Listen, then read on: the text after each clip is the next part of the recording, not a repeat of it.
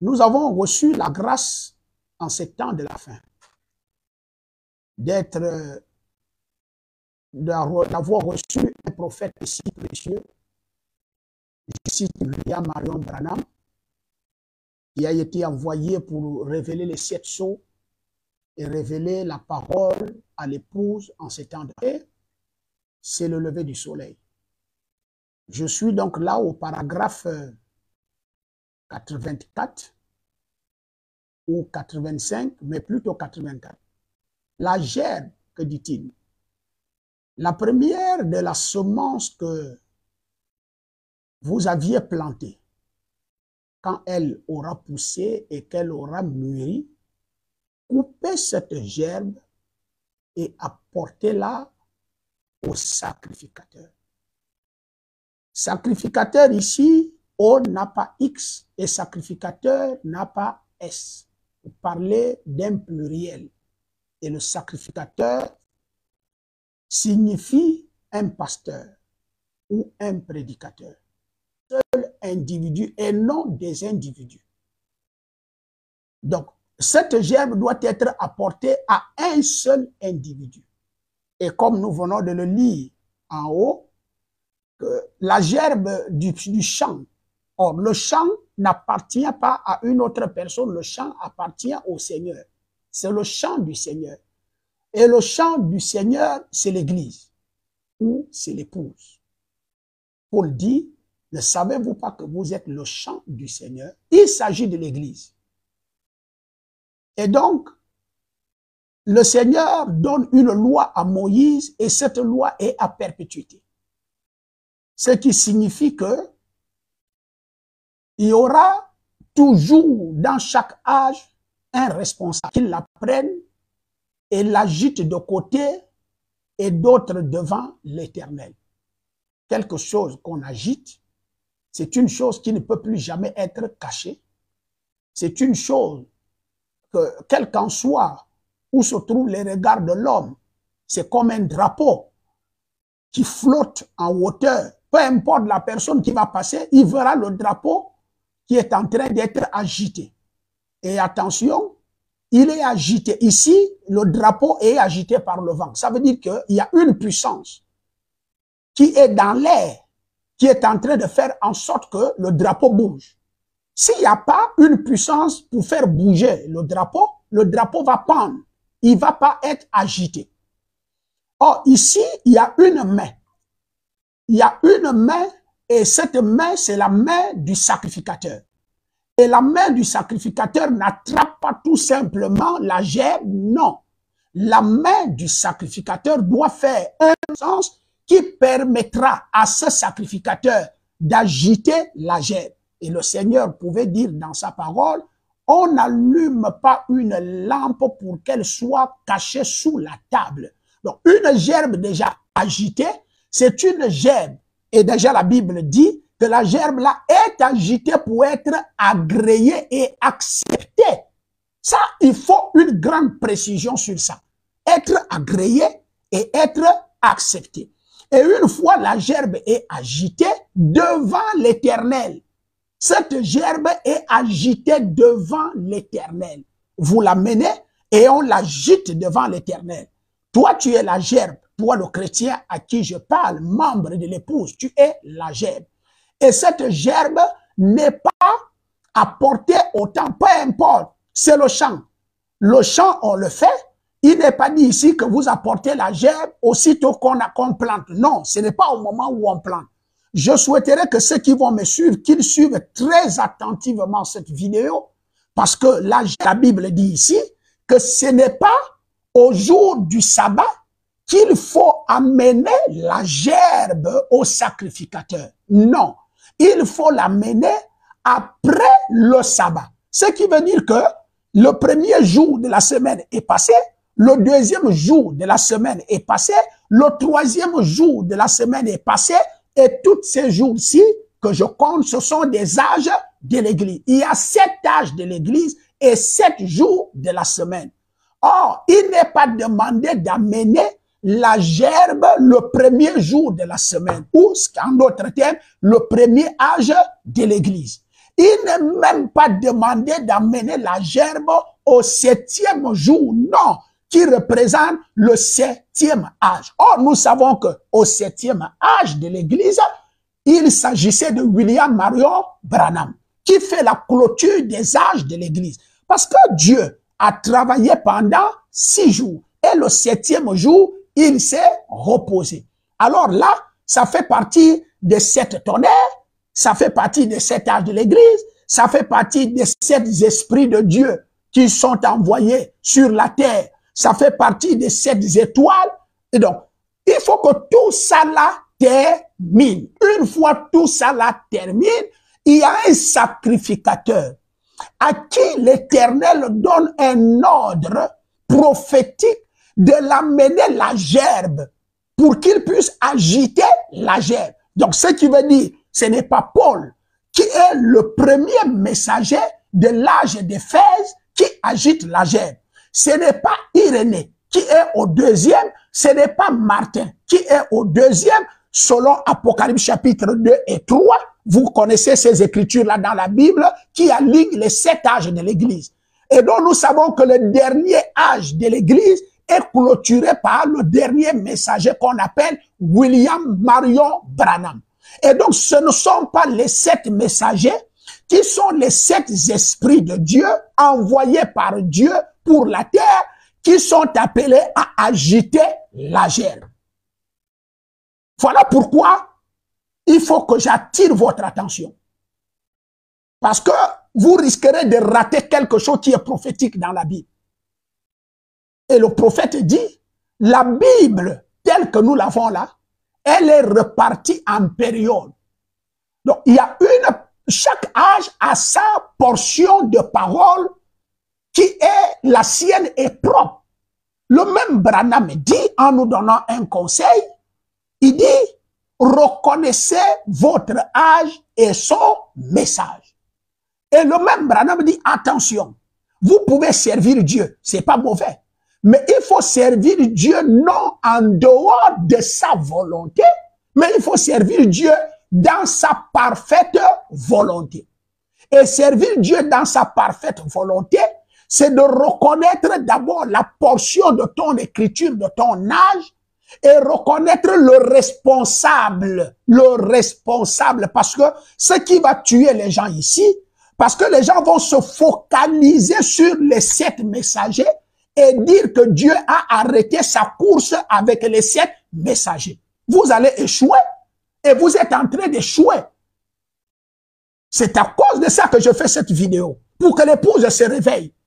Le Seigneur n'a pas arrêté. S'il fallait arrêter, l'enlèvement devait avoir lieu avec la mort de William Marion Branham. Et pourquoi l'épouse est encore sur la terre? Cette épouse-là fait quoi? Et vous savez que lorsque l'église reste sans un conducteur, cette église-là prend une autre tournure. Au fur et à mesure que les messagers venaient et que ces messagers-là partaient, le message du messager devenait autre chose. Mais notre Dieu n'est pas le Dieu qui laisse son église de cette manière. Ce fichier a une interprétation, s'arrêter à une prophétie quelconque ou à une limite. Dieu n'est pas limité. Dieu est éternel. Et il a ses propres plans. Et donc vous voyez que la gerbe agitée, selon cette prophétie, cela ne doit pas être fait par les 7 messagers. Non. Et si les 7 messagers sont déjà partis et que la prophétie n'est pas accomplie, alors il est temps pour vous d'ouvrir les yeux. Au lieu de penser tout simplement, oh, il y aura Hillary Clinton, il y aura une femme aux États-Unis, alors que les réalités de la parole, les vraies réalités, les vraies prophéties, et vous savez très bien que le Seigneur Jésus, je le lirai, dans l'Ancien Testament, il était question de prophéties. Il était question de prophéties. Lorsque Jésus est arrivé, tout ce qui était prophétie dans l'Ancien Testament s'est accompli dans la personne de Jésus. Or, le Nouveau Testament fait partie aussi d'un enchaînement de prophéties avec un livre d'Apocalypse, un livre de symboles. Et pourquoi les symboles existent? Les symboles existent pour que ceux qui ne sont pas élus ceux qui ne sont pas enfants de Dieu se perdent. Mais seul le symbole, c'est un mystère. Et Jésus dit que les mystères et les symboles existent dans la Bible pour que, mes chers frères, ceux qui ne doivent pas être sauvés ne soient pas sauvés. Et il y en a une catégorie de personnes qui doivent être sauvées, et ce sont eux qui ont droit à la révélation des mystères et des symboles. Et donc cette parole est tellement prophétique, c'est tellement un mystère, que si vous ne faites pas attention, vous risquerez, et même à l'intérieur, là, rien que par la lecture et l'explication que j'ai déjà donnée, je ne pense pas que quelqu'un peut encore se perdre, et la lumière est en train de jaillir sur cette écriture. Là, les 7 messagers ne sont pas appelés à agiter la gerbe. Parce que les 7 messagers, ça fait déjà le pluriel. Or, ici, il s'agit d'un sacrificateur. Attention, il n'est même pas dit souverain sacrificateur. Parce que dans l'Ancien Testament, il y avait un chef des sacrificateurs qu'on appelait souverain sacrificateur. Quand vous regardez la prophétie, il ne dit pas d'apporter ça au souverain sacrificateur, il s'agit d'apporter ça au sacrificateur.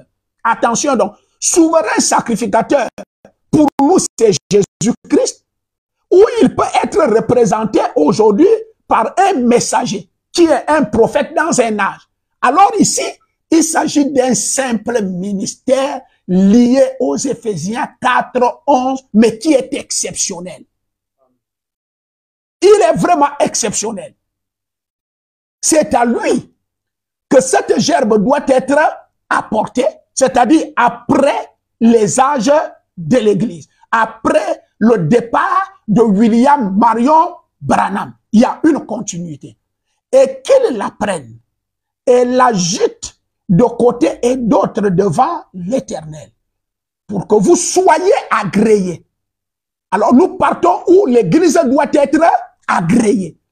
Et si le souverain sacrificateur ne prend pas la gerbe du chant du Seigneur et l'agite, cette Église ne sera pas agréée. C'est une prophétie, c'est un ainsi dit le Seigneur. C'est une parole prophétique qui doit s'accomplir pour notre âge. Parce que la Bible dit, tout ce qui se faisait dans l'Ancien Testament était l'ombre de la réalité d'aujourd'hui. Et donc, si c'était l'homme là-bas, Moïse vivait ça dans l'homme. Alors qu'aujourd'hui, nous devons le vivre dans la réalité. Cette réalité veut que ce n'est pas William Branham, ce n'est pas les pentecôtistes, Tommy Osborne, ce n'est pas d'autres Colomban, Luther, Wesley, Paul et ainsi de suite qui devaient agiter la gerbe. Ça veut dire que tout ce monde-là devait d'abord faire leur boulot. Il y en a qui ont débroussé, il y en a qui ont planté, il y en a qui ont désherbé. Et au fur et à mesure, l'Église partait. Et le Seigneur dit, dans mon champ, vous devez laisser les semences là croître. Parce qu'il viendra un temps où j'enverrai les anges de la moisson. Et ces anges de la moisson viendront enlever le blé et ils vont lier la fausse vigne. Et ils vont la lier et la brûler. Maintenant, le blé va être mis dans le grenier. Il s'agit d'une période. Il s'agit d'un temps. Il s'agit d'un moment qui n'est pas lié aux 7 âges de l'Église. J'ai envie de dire, qui n'est pas lié aux 7 messagers. Et attention, qui n'est même pas lié aux Éphésiens 4, 11, mais qui est lié à une responsabilité, lié, attaché en quelque sorte aux Éphésiens 4, 11. Il continue à dire, vous êtes venus avec votre gerbe et il doit l'agiter de côté et d'autre devant l'Éternel. Gloire à Dieu. Je l'agite devant l'Éternel. Non pas le jour du sabbat. Dieu soit loué. Nous avons des citations. Non pas le jour du sabbat. Il va l'expliquer, hein. Le jour du sabbat, c'est la fin de la semaine. Pour d'autres, c'est samedi. Or, samedi est toujours, selon la Bible, la fin de la semaine. Et dimanche est le début de la semaine. Quand il s'agit déjà du début de la semaine, nous ne pouvons pas compter le 8e jour. Non. Nous retournons au premier jour de la semaine. Ça veut dire que les 7 ans de l'église sont déjà finis. Voilà pourquoi j'ai toujours soutenu. Si vous dites que l'église est restée vide et qu'il n'y a pas un messager, un responsable qui fait la continuité, William Branham est clair. Après mon départ, il y aura quelqu'un qui fera la continuité. Ceux qui ne veulent pas le croire, je vous assure, vous perdez votre temps.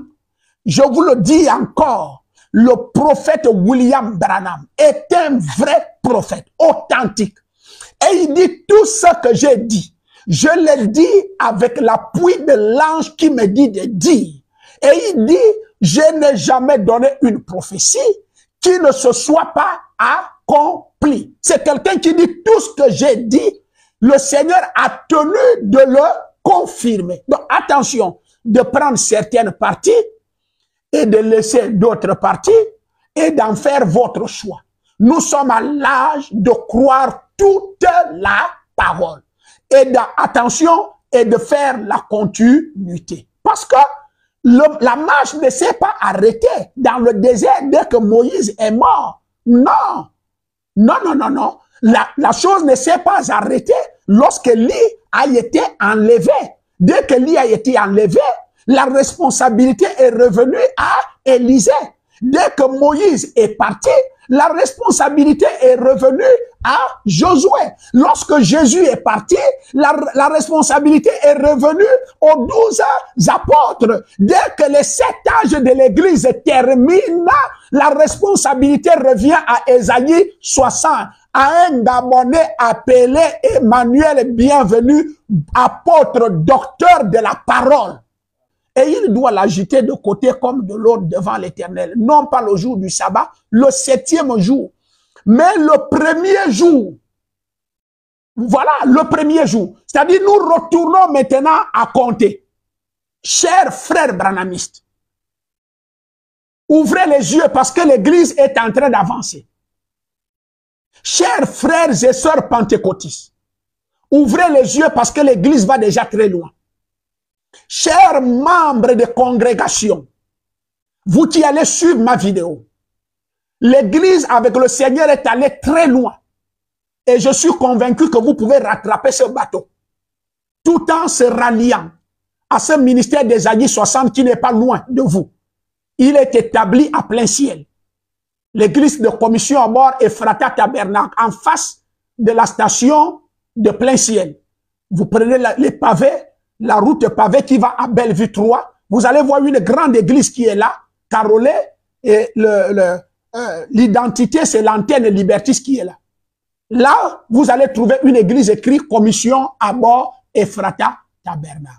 C'est là, cet homme, cette église-là, détient la responsabilité du monde entier. Cette église-là, cet endroit-là, détient la responsabilité de la parole pour ces temps de la fin. Comme Paul détenait, comme Irénée détenait, comme Martin détenait, comme Luther détenait, comme Tommy Osborne détenait, comme William Branham détenait. Attention, le tour revient au Gabon. Moi, je n'ai pas peur de le dire. Le tour revient au Gabon.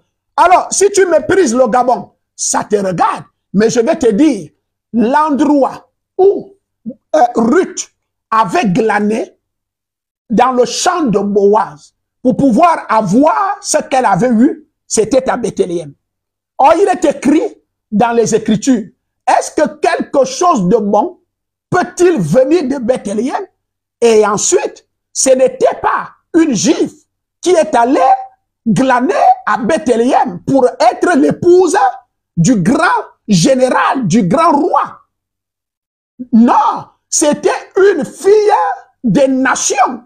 Ce qui signifie qu'un ministère des nations doit rentrer dans la moisson de Boaz, ce Boaz-là qui représente Jésus-Christ. Et nous sommes au temps de la moisson. Et être au temps de la moisson, ça doit être un ministère, un sacrificateur des nations qui va glaner et pouvoir amener la vie à l'épouse qui a perdu. Parce que la parole n'est plus dans l'épouse, la parole n'est plus à l'église. Et si la parole n'est plus là, ça veut dire que la vie n'est plus là. Et c'est Ruth qui a ramené la vie dans la maison de Naomi, sa belle-mère. Et cela lui a permis d'être l'épouse d'un roi en Israël. Non pas le jour du sabbat, le 7e jour, mais le premier jour que nous appelons le dimanche. Sondé, le jour du soleil. Allez-y lire mon ministère qui est dans la Bible, dans Ésaïe 60. Le soleil, c'est la lumière. Aucune semence ne peut vivre s'il n'y a pas la lumière. Parce que Dieu, selon la parole, nous a tellement parlé par des prophètes. Paul, prophète. Martin, prophète. William Branham, le dernier, prophète. Et il nous parle aujourd'hui par le Fils. C'est au Gabon. C'est au Gabon. Ce Gabon que vous avez tellement méprisé et que vous avez dit quelque chose de bon peut-il sortir du Gabon ou de Bethléem parce que vous n'avez pas lu l'histoire du Gabon dans la Bible. À l'époque, le Gabon est dans la Bible qui s'appelle Gabaon. Tous nos anciens savent ça, tous ceux qui ont 80 ans, ils savent que le Gabon s'appelait Gabaon. Et ce Gabaon est dans la Bible. Et qu'est-ce qui s'était passé à Gabaon lorsque le prophète était parti? Le prophète Moïse. Souvenez-vous de la loi de mon serviteur que j'ai prescrit en Horeb.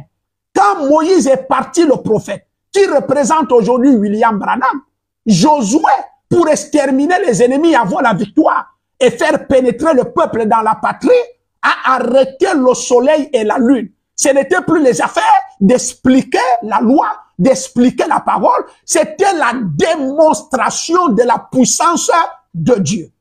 Je pense que c'est vers là où l'Église est en train de partir. Je relis encore le frère Branham. Permettez-moi. Il dit encore ici, dans la brochure, toujours le lever du soleil.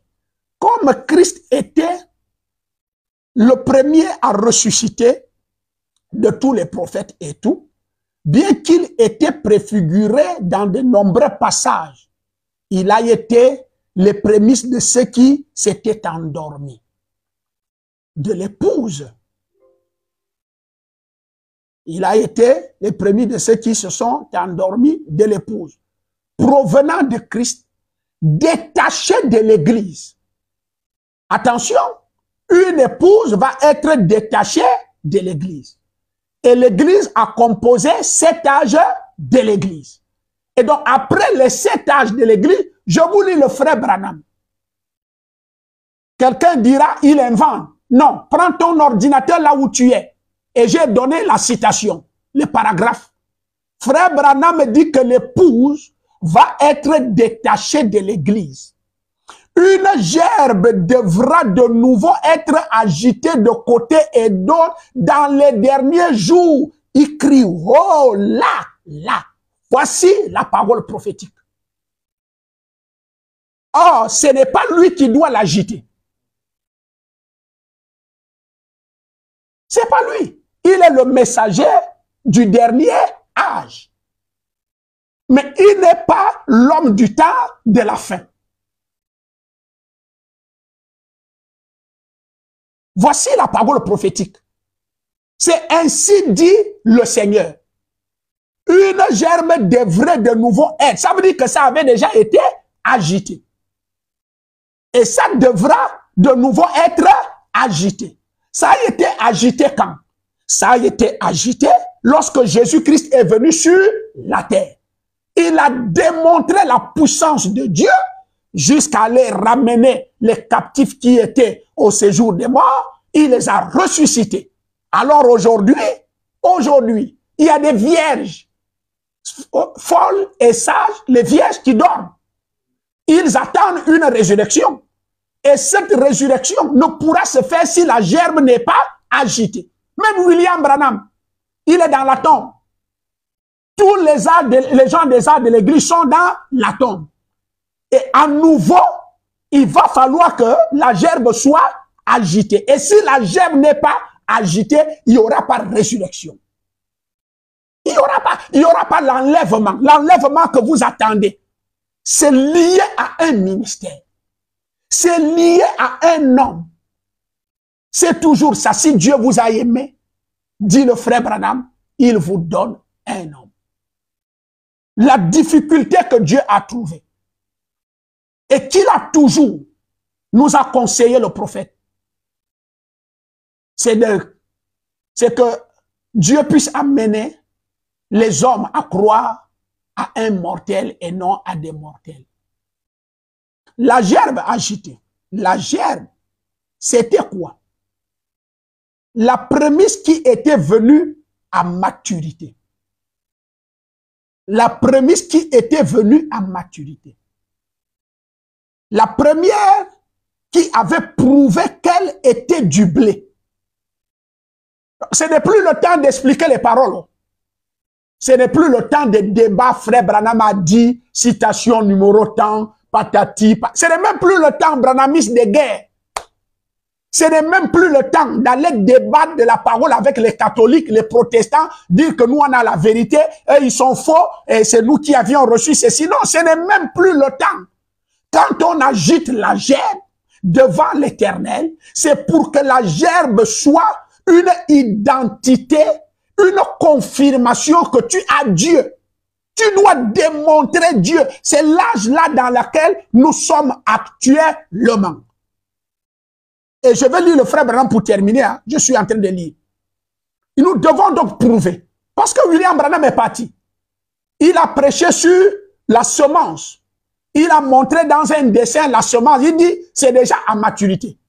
Et quand ça arrive à maturité, nous devons prouver que nous sommes arrivés à maturité.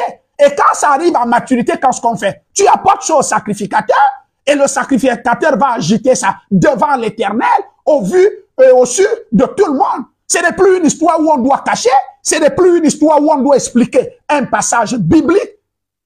Qui avait prouvé? Qui avait prouvé? Donc nous devons prouver aujourd'hui, ce n'est plus des histoires, non.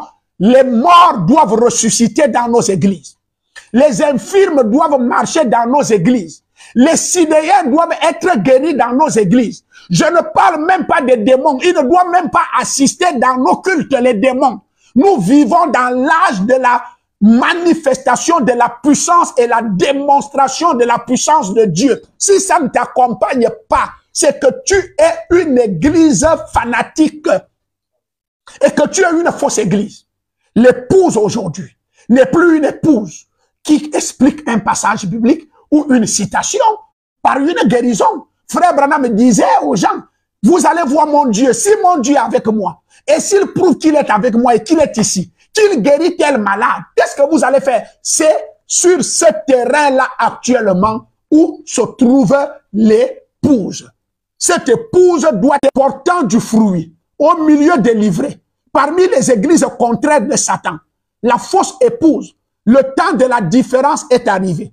Le temps où nous devons montrer que Dieu est avec nous, c'est la manifestation du troisième pôle. La puissance pour créer. La dernière citation, toujours le lever du soleil. Peu importe, tout ce que les théologiens peuvent faire. Je suis au paragraphe 103. Écoutez-moi, monde entier, peuple de Dieu, épouse de Jésus-Christ à travers l'univers. Affirmation. Combien votre église peut être bien organisée. Toute l'instruction que vous pouvez voir, que vous pouvez avoir. Et combien elle peut être conforme à la Bible. Attention. Et que cette gerbe, et tant que cette gerbe agitée, tant que le Saint-Esprit ne viendra pas sur cette personne, vous vivifiez. Ça veut dire que c'est un individu qui est la gerbe agitée. Et la gerbe agitée signifie le pasteur a eu la responsabilité de te donner le Saint-Esprit. Et quand les autres ont reçu le Saint-Esprit le jour de la Pentecôte, nous avons des résultats. L'ombre seulement de Pierre et de Paul et de Jean et des autres guérissait les malades. Nous ne sommes plus à la période d'expliquer les Écritures. Quand le Saint-Esprit est descendu le jour de la Pentecôte, les gens ont dit, mais ça c'est quoi? Paul a dit, ou Pierre, ce jour-là, pardonnez-moi, c'est la 3e heure du jour. C'est ce qu'avait prophétisé Joël. Donc on ne pouvait plus expliquer Joël, on ne pouvait plus prêcher Joël. Joël était devenu une démonstration. Donc nous sommes à l'heure de la moisson où le blé est maintenant à maturité et ce n'est plus le temps d'expliquer les Écritures, ce n'est même plus le temps. Je me calme un peu, ce n'est plus le temps de faire des campagnes publicitaires de gauche et à droite. Non, c'est le temps où au quartier tu vis ton Dieu. Au travail, tu vis ton Dieu. Tu démontres Dieu. Un parent est malade, un voisin, le directeur général, quelqu'un est malade, tu pries pour lui, il est guéri. C'est ça la publicité.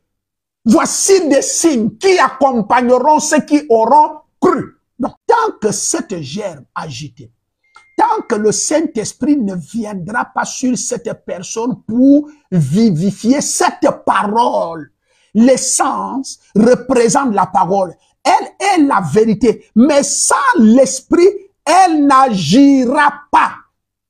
Et donc, si les gens continuent à expliquer la parole, ça veut dire que vous n'avez pas de Saint-Esprit, vous avez la théologie. Vous êtes sorti des séminaires, ou c'est par convoitise que vous êtes du haut de la chair. Et si vous vous lancez dans les débats, et si vous commencez à dire c'est mon église, c'est moi qui ai la parole, c'est nous qui sommes ceci, c'est nous qui sommes cela, ça veut dire que vous êtes allé à gauche, pendant que Dieu est en train d'aller à droite. Alors, revenez sur les rangs. Revenez sur les rangs. J'ai l'impression qu'il manque le Saint-Esprit à cette église. J'ai l'impression qu'il manque le Saint-Esprit aux branhamistes. Et qu'ils se sont jetés dans des explications des bassettes tonnerres. Et sans connaître même ce que c'est qu'un tonnerre. Quelqu'un qui est déjà né de nouveau et qui a le Saint-Esprit, dit le frère Branham, il devient une voix de Dieu qui parle sur la terre. Il devient un tonnerre. Branham dit, l'ennemi recule quand ce homme la marche. Les maladies reculent, les démons reculent, les puissances occultes reculent, les puissances démoniaques reculent. Et ils récupèrent le territoire. Les 7 tonnerres, ce n'est pas une doctrine. Les 7 tonnerres, c'est Dieu dans un être humain sur la terre en train de se balader, montrant les œuvres de Dieu. Ses frères virent. Écoutez Genèse 37, le verset 4 au verset 8. Sûrement, j'ai dit des choses qui, quand tu vas regarder la vidéo, tu vas couper ça avant d'arriver jusqu'au bout. Mais la patience et la tempérance d'un fils ou d'un chrétien doit t'habiter pour que tu écoutes la vidéo jusqu'au bout et l'analyse. Non pas pour couper, pour dire qu'il est qui. Ce n'est pas un comportement digne de quelqu'un qui a Jésus-Christ en lui. Genèse 37, du verset 4 au verset 8. Regardez ce que Joseph va dire ici. Il est né dans une grande famille. Nous sommes une grande famille. C'est peut-être le dernier fils de Joseph, je ne sais pas. De Jacob, je ne sais pas trop bien. Mais je pense que c'est ça. Qu'est-ce qu'il dit? Ses frères virent que leur père l'aimait plus que tous. Et ils le prirent en haine. Ils ne pouvaient lui parler avec amitié.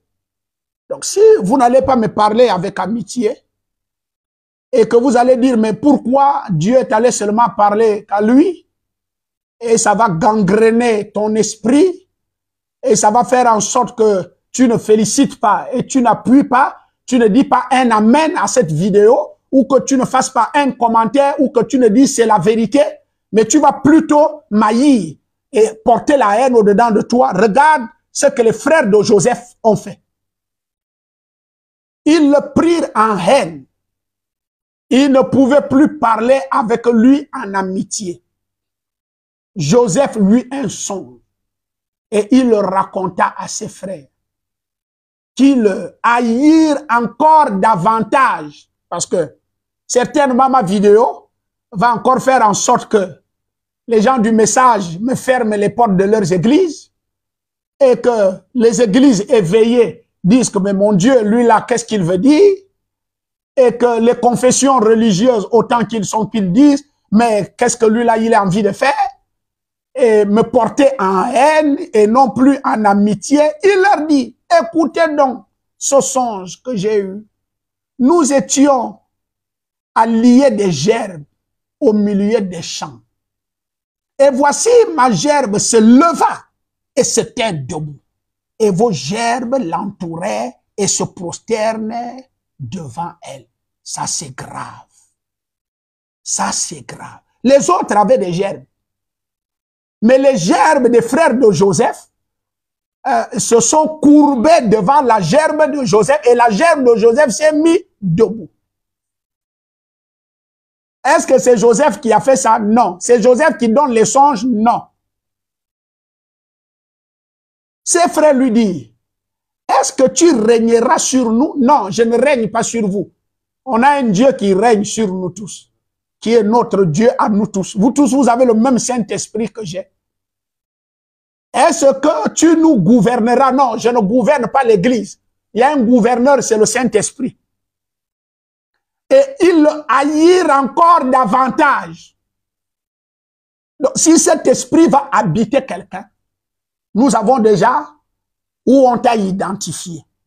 À cause de ces songes et à cause de ces paroles, Joseph a été haï parce que sa gerbe est restée debout devant les autres. Vous allez constater que toutes les gerbes étaient couchées. Mais la gerbe de Joseph se leva devant la gerbe de ses frères. Et ça fait en sorte qu'on a vendu Joseph en Égypte.